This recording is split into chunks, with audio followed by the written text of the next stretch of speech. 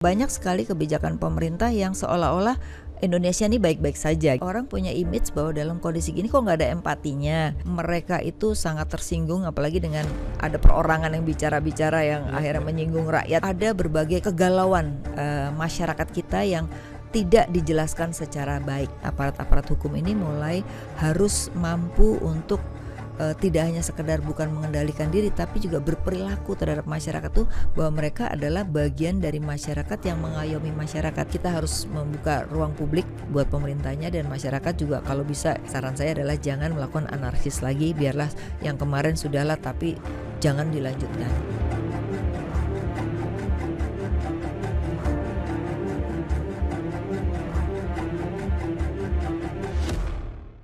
Selamat datang di Philonomic Podcast, Ekonomi itu dekat, yang jauh hanya keadilan dan kesejahteraan rakyat. Tamu kami pada hari ini adalah seorang perempuan yang dari sisi pemikiran dan dedikasinya untuk ekonomi Indonesia itu sangat luar biasa. Beliau adalah ekonom senior Indef, Ibu Afi Liani. Bu Afi, terima kasih sudah hadir di Philonomic, Bu. Walaupun kita tahu mungkin sepekan terakhir ini sangat panjang, Bu, karena kita melihat banyak aksi demonstrasi yang terjadi di Jakarta maupun di berbagai kota dan daerah lainnya. Bu Afi ingin melihat sebenarnya dari akar masalah, Bu Afi, karena persoalan ini kan awalnya adalah sebuah kekecewaan ya, Bu, terhadap kenaikan tunjangan dari anggota DPR. Dari sudut pandang ekonomi, Bu Afi melihat apakah ini bagian dari situasi ekonomi masyarakat yang kondisinya sekarang memang sedang sulit. Iya, kita sebenarnya sebagai ekonom sudah mengingatkan kepada pemerintah bahwa pertumbuhan walaupun 5% kesenjangan itu cukup tinggi. Sehingga kita berharap bagaimana justru ada penciptaan lapangan pekerjaan, kemudian instrumen-instrumen dari APBN itu bisa untuk membuat rakyat sejahtera gitu ya.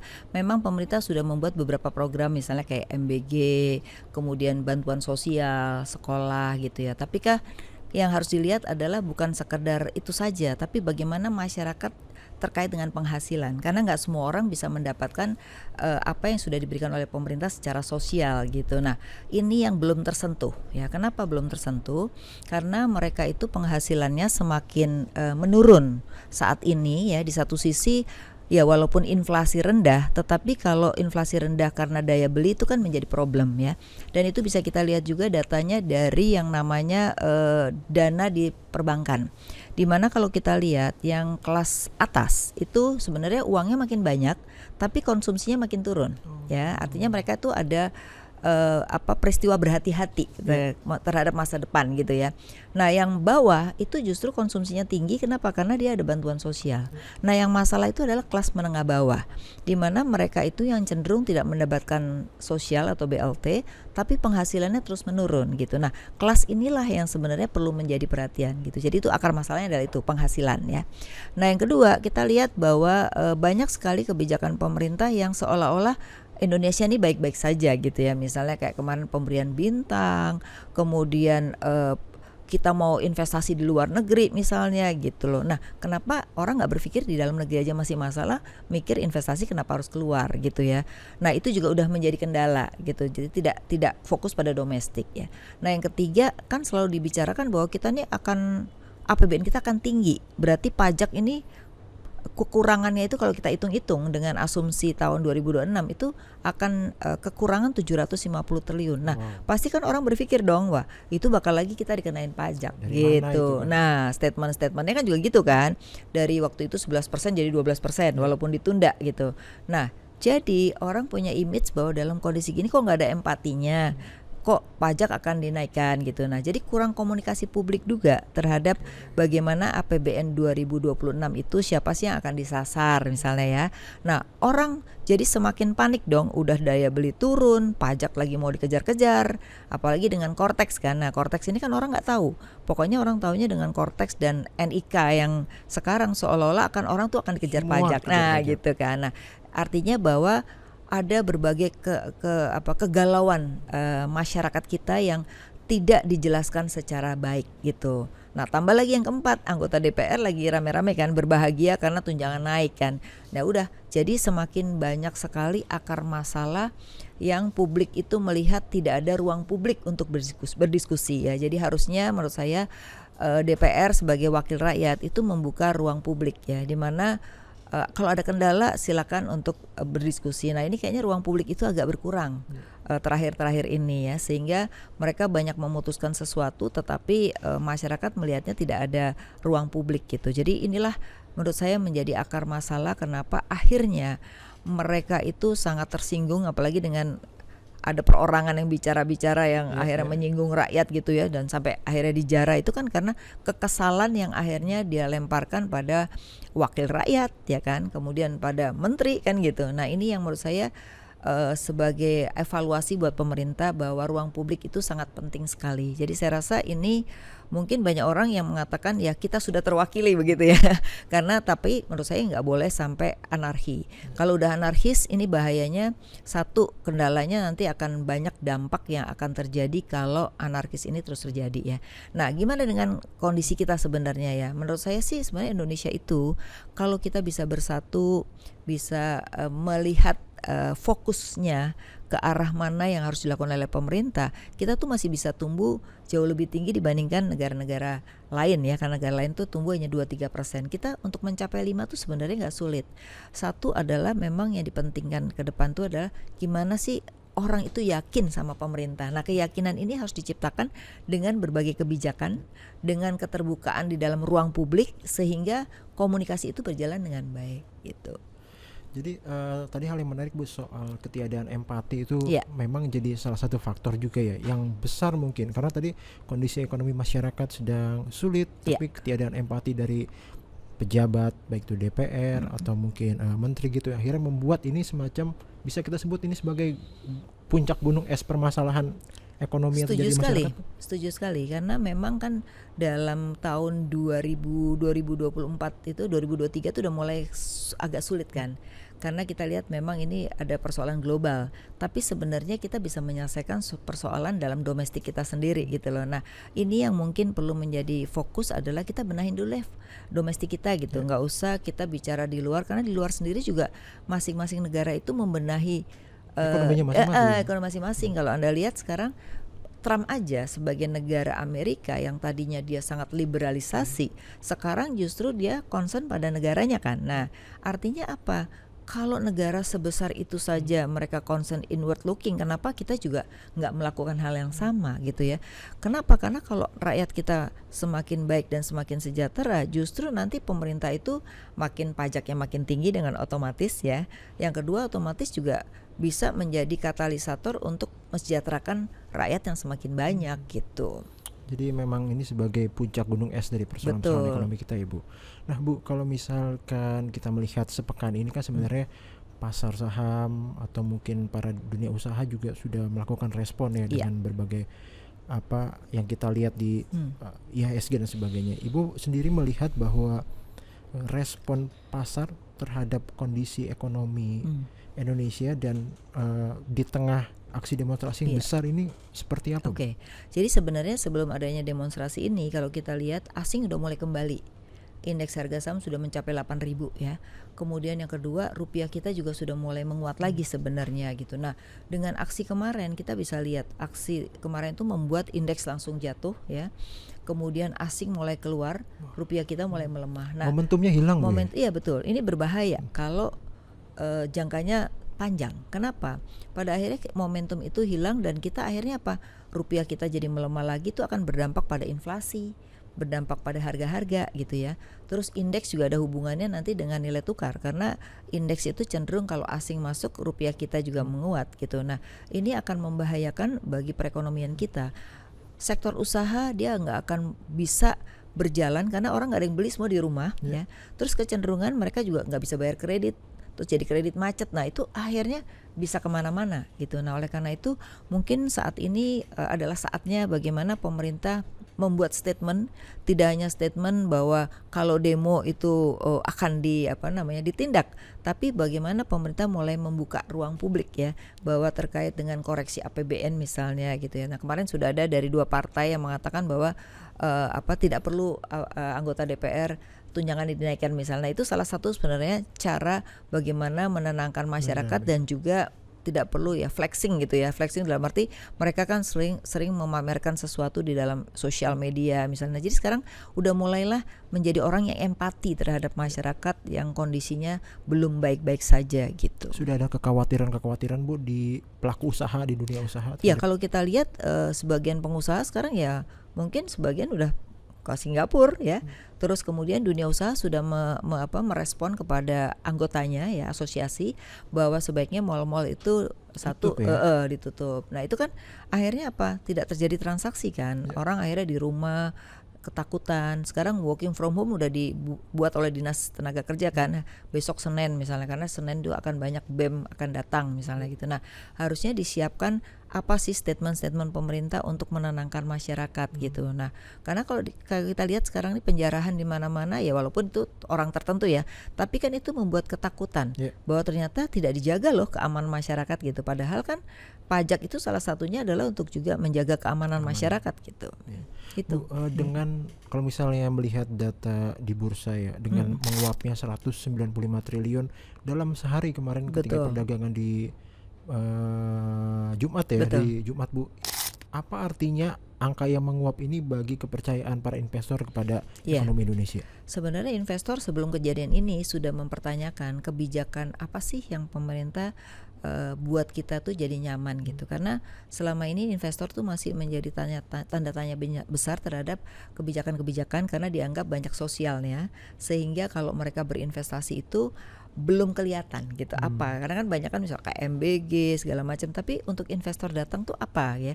Karena mereka kan hanya OSS misalnya. Kita punya ini, punya itu, tapi ketika mereka datang ke sini tuh belum memberikan iklim yang buat mereka tuh senang. Apalagi mereka tuh masih berpikir tentang ormas yang buat mereka itu masih di benak mereka tuh ormas-ormas yang mengganggu sehingga social cost-nya tinggi gitu ya. Dan akhirnya ada beberapa investor yang mereka lebih memilih ke kawasan ekonomi khusus. Nah, karena lebih betul, satu cost-nya lebih terjamin karena dia udah tahu berapa biaya untuk di sekitar situ. Lalu juga kan mereka lebih dijaga gitu loh. Nah, artinya apa? Berarti kan pemerintah harus lebih memperbanyak sektor kawasan ekonomi khusus karena itu lebih diminati ya.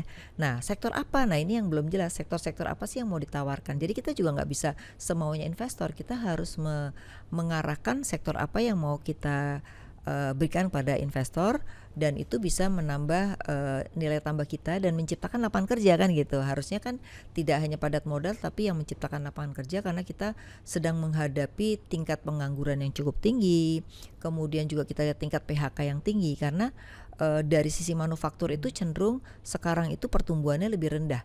Yang lebih banyak itu lebih padat modal ya. Lalu pada jasa, sektor jasa itu tumbuh gitu. Bu, kemarin yang ramai di media sosial dan mungkin di grup-grup WhatsApp yang masuk adalah soal rewind kembali ke nostalgia 98. Ke 98 Bu. Tentu kalau kita melihat 98 tidak hanya soal pergantian pemerintahan kan, tapi juga soal dampak ekonomi yang besar dan membuat luka perekonomian yang panjang lah.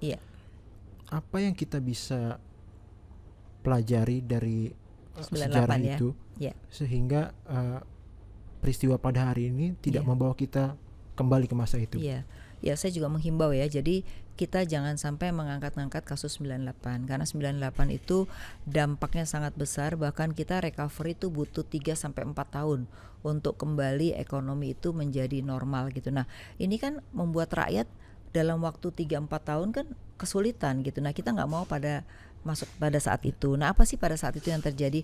Pada saat itu adalah yang terjadi yaitu begitu ada isu ras terhadap uang ya di satu bank, itu diikuti oleh bank lain.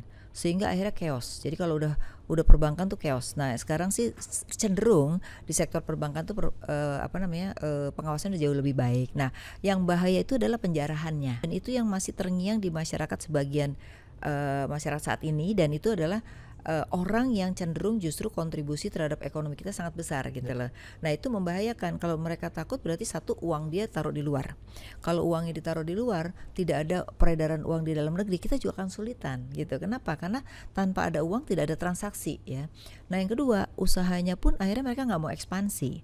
Nah kalau mereka nggak ekspansi ya, pada saat itu juga mereka nggak ekspansi uangnya di luar kan. Itu yang terjadi tahun 98. Akhirnya kita recovery itu menggunakan APBN. Akhirnya kita butuh APBN yang sangat besar, dan itu utangnya sampai hari ini masih kita rasakan bebannya gitu. Nah oleh karena itu saya juga menghimbau buat semua ya, mahasiswa maupun siapapun, kita harus menahan diri gitu ya. Menahan diri karena dampaknya itu akan lebih luar biasa daripada saat ini ya. Nah mungkin tuntutan mahasiswa atau tuntutan masyarakat juga saya rasa juga harus diperhatikan oleh pemerintah dan DPR, karena sudah sangat jelas apa saja tuntutan-tuntutannya. Karena masyarakat tuh ibaratnya perutnya tuh sudah lapar ya, di satu sisi penggunaan anggaran kok tidak malah untuk rakyat gitu. Jadi mungkin dengan peristiwa ini mulailah membuat APBN kita itu semakin untuk bukan bagi-bagi rakyat, tapi untuk memberikan kail kepada rakyat agar rakyat itu bisa diberdayakan dan punya penghasilan dalam kehidupannya, itu sih. Bu, tapi kalau kondisi ekonomi kita hari ini, apakah bisa kita bandingkan dengan kondisinya di tahun 98? 98 ya. Sebenarnya 98 tuh jauh lebih bagus, pertumbuhan ekonomi kita bisa 8% gitu ya. Tapi kan itu pada saat itu kan ya itu menurunkan pemerintah. Nah, jadi menurut saya juga tidak segampang itu. Artinya kita kan tidak ada juga alasan tiba-tiba menurunkan pemerintah. Yang justru harus kita katakan adalah ruang publik itu yang harus dibuka. Jadi menurut saya ini adalah peristiwa yang harus disadari oleh pemerintah dan DPR untuk selalu membuka ruang publik. Nah, ruang publik itu sangat dibutuhkan karena kan sekarang terkesan seolah-olah ruang publik itu nggak ada. Nah, akhirnya mereka seolah-olah ini puncak dan punya kepentingan bersama kan gitu. Nah, jadi saya rasa ini bisa menjadi momentum ya. Momentum bedanya adalah kalau dulu kita pertumbuhan bisa tinggi. Nah, sekarang kan kita tumbuh 5% itu udah termasuk bagus gitu. Beda karena apa? Dulu negara maju itu sangat maju, kalau sekarang kan negara maju sudah mengalami penurunan. Jadi sebenarnya kita tuh punya momentum yang bagus dalam pertumbuhan ekonomi ya. Kalaupun mau 8 sebenarnya sangat mungkin kalau kita bisa memberdayakan semua unsur. Jadi pemerintah juga jangan seolah-olah memanfaatkan APBN itu bisa semuanya, nggak bisa. Yang kontribusi terhadap PD besar itu adalah justru dari swasta ya.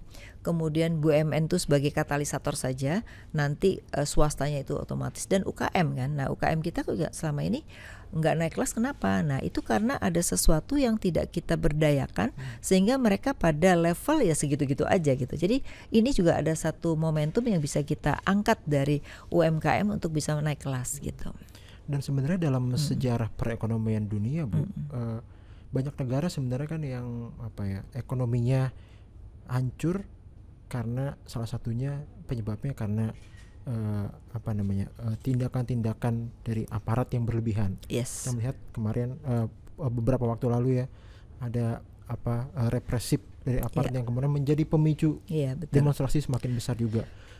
Kalau melihat sejarah ekonomi dari negara lain, apa yang bisa kita pelajarin sehingga kondisi kita sekarang ini tidak masuk ke lubang yang sama seperti negara-negara itu, Bu? Ya, memang kalau di negara lain tuh satu adalah kepastian hukum. Jadi ini aparatnya kan aparat hukum semua ya kan.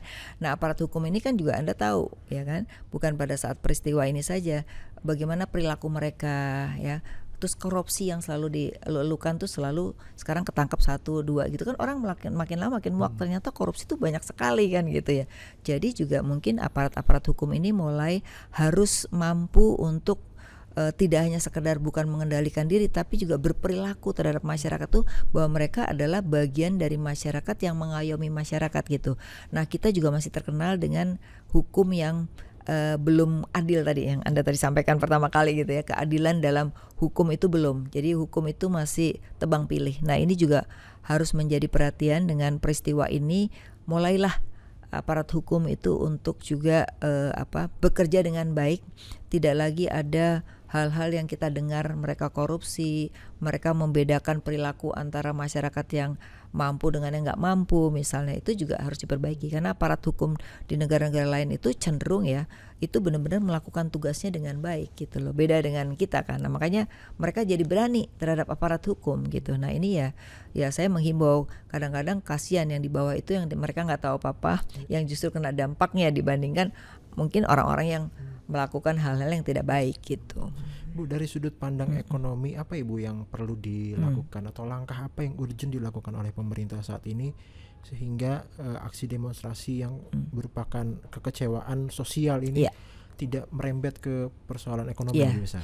Jadi gini, yang harus diperbaiki kan sekarang ini adalah mereka butuh pekerjaan ya. Mereka butuh pendapatan mereka itu membaikkan gitu ya. Nah, satu adalah yang bisa digunakan tuh dua, APBN dan BUMN sebenarnya. Nah, di dalam APBN itu mungkin harus fokus pada bagaimana penciptaan lapangan pekerjaan. Jadi harus bertanya pada pengusaha-pengusaha, ini kan saya di Kadin dan di Apindo ya, nggak pernah ditanya apa sih yang sebenarnya Anda butuhkan agar Anda bisa menciptakan lapangan kerja lebih banyak. Nah, itulah insentif diberikan di situ supaya kesempatan kerja lebih banyak. Lalu siapa yang bisa menggendong UKM, karena UKM kita kan yang paling banyak kan UKM tuh ada 99% kan penciptaan kerja ada di UKM.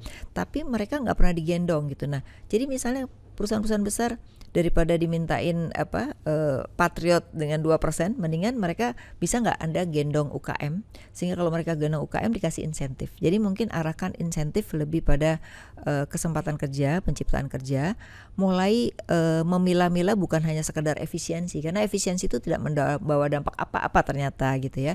Terus yang kedua nih hubungannya dengan daerah, di mana daerah kan dikurangin anggaran anggaran ke daerahnya kan, sehingga sekarang daerah mencari sendiri dengan meningkatkan. Nah, itu kasus Pati itu yang terjadi kan, menaikkan PBB dengan begitu saja tanpa ada ruang publik untuk diskusi, tiba-tiba keluar PBB tagihannya besar, masyarakat mulai marah ya kan. Nah, ini kan akhirnya memicu di seluruh daerah akan terjadi kalau tidak ada antara pusat dengan daerah ini untuk menyepakati bagaimana kebijakan itu harus ada sinkronisasi. Jadi tidak bisa sembarangan di pusat ditariin pajak, restribusi dimintain lagi.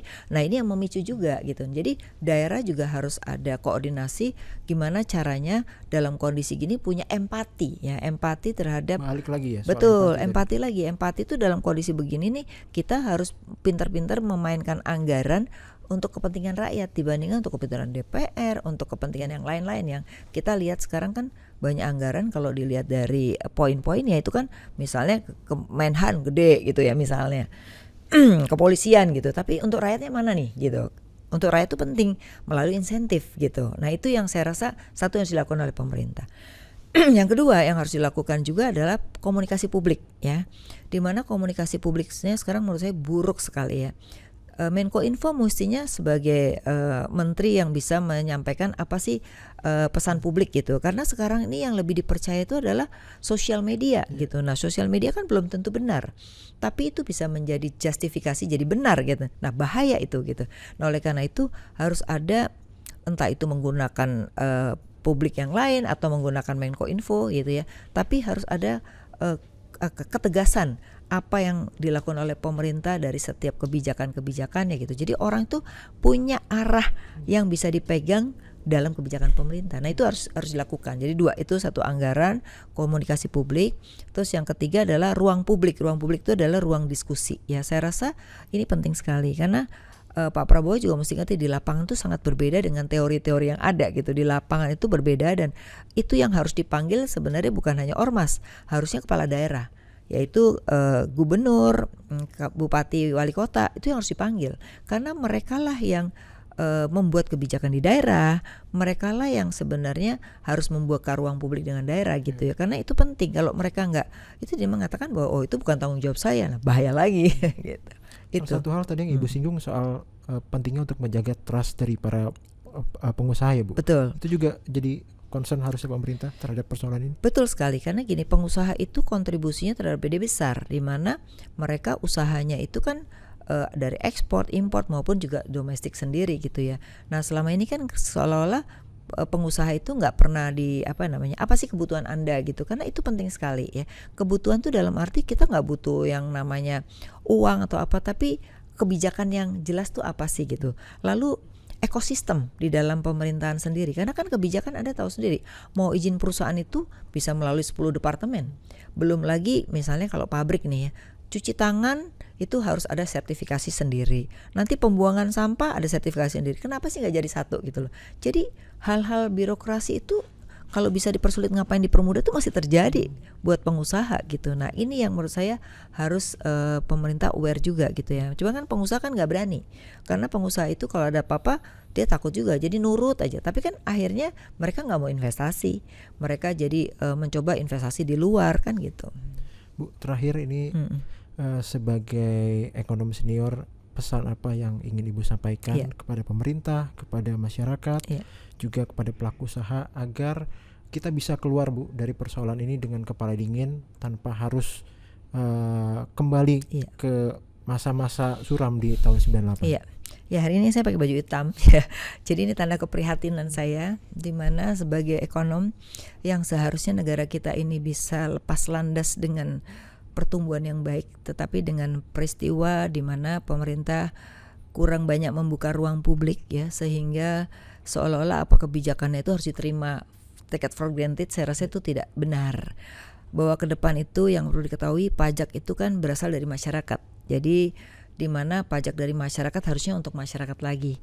Maka perlulah di dalam APBN itu menunjukkan barang publik apa yang masyarakat dapatkan, sehingga tidak hanya sekedar diperas pajaknya, tapi sebenarnya pengeluarannya sama sekali masyarakat tuh nggak dapat apa-apa. Itu satu ya. Nah yang kedua, buat dunia usaha menurut saya juga harus didengar, karena dunia usaha ini yang paling tahu sebenarnya apa sih yang mereka hadapi. Karena saya kebetulan di Kadin berdisku dengan yang Pak manufaktur ya. Manufaktur itu sekarang margin itu hanya 5%. Dia bilang ini dia bertahan karena dia harus memenuhi kontrak. Tapi kalau tidak mau dikontrak mereka udah tutup aja. Buat apa hanya margin 5%? Kenapa? Nah ini karena tidak pernah diajak kalau mereka menyerap tenaga kerja, apa sih yang mereka butuhkan. Itu yang saya rasa perlu dipenuhin ya, karena saya rasa pengusaha juga nggak minta apa-apa kok. Cuman mereka perlu adalah kemudahan, kemudian percepatan di dalam izin-izin gitu. Nah itu perlu didengar juga ya. Nah kemudian badan usaha milik negara nih, sekarang sejak dimasuk di Danantara itu apa-apa harus ke Danantara. Nah itu juga membuat birokrasinya makin panjang. Akibatnya mereka sekarang ya udahlah jalanin aja, tidak banyak yang investasi gitu ya. Sehingga menurut saya mungkin perlu modelnya dirubah, gimana mereka tetap bisa berinvestasi. Yang penting governance-nya harus mulai diperbaiki, karena selama ini kan kita tahulah governance-nya seperti apa, bahkan banyak yang ketangkep ya. Nah governance-nya dibaikin. Nah menurut saya kalau ini bisa dilakukan, BUMN juga bisa menjadi penggerak ya. Nah buat masyarakat saya rasa juga harus menahan diri ya, karena kalau ada apa-apa yang rugi juga Anda sendiri ya. Kalau mereka nah dia bisa pergi, masih bisa jalan-jalan gitu. Tapi kita semua gimana gitu ya. Oleh karena itu sayangilah diri kita dan masyarakat di sekitar kita, karena mereka akan menjadi korban, dimana kalau ada apa-apa kita akan tumbuh ekonominya jatuh ya, dan butuh waktu bisa 3-4 tahun untuk recovery. Itu adalah kerugian buat kita sendiri. Oleh karena itu harus menahan diri. Kita harus membuka ruang publik buat pemerintahnya dan masyarakat juga. Kalau bisa jangan sampai, bukan kalau bisa, jangan saran saya adalah jangan melakukan anarkis lagi. Biarlah yang kemarin sudahlah, tapi jangan dilanjutkan ya. Jadi Senin besok katanya mau ada demonstrasi, saya rasa sebaiknya kita dengan cara baik-baik ya, tidak ada anarkis. Dan juga perlu diketahui jangan sampai ini dimanfaatkan oleh orang-orang ya. Orang-orang yang mengambil keuntungan, Anda rugi, orang-orang itu untung, dan akhirnya kita akan sedih karena kalau pemerintah tidak berjalan dengan baik, kita juga akan susah gitu. Bu Afiliani, terima kasih sudah hadir di Philonomic Podcast Bu. Perbincangan ini memberikan satu perspektif kepada kita. Semoga ini menjadi perspektif yang menenangkan Bu ya, masa di lapangan, dan juga tentunya obrolan kita ini juga bisa menjadi pengingat kepada diri kita semua, kepada masyarakat, kepada pemerintah, bahwa hal yang penting adalah tetap menjaga stabilitas ekonomi Indonesia. Terima kasih Bu Afi. Sama-sama. Demikian Philonomic Podcast pada hari ini teman-teman. Kita saksikan episode-episode podcast selanjutnya. Terima kasih. Ciao.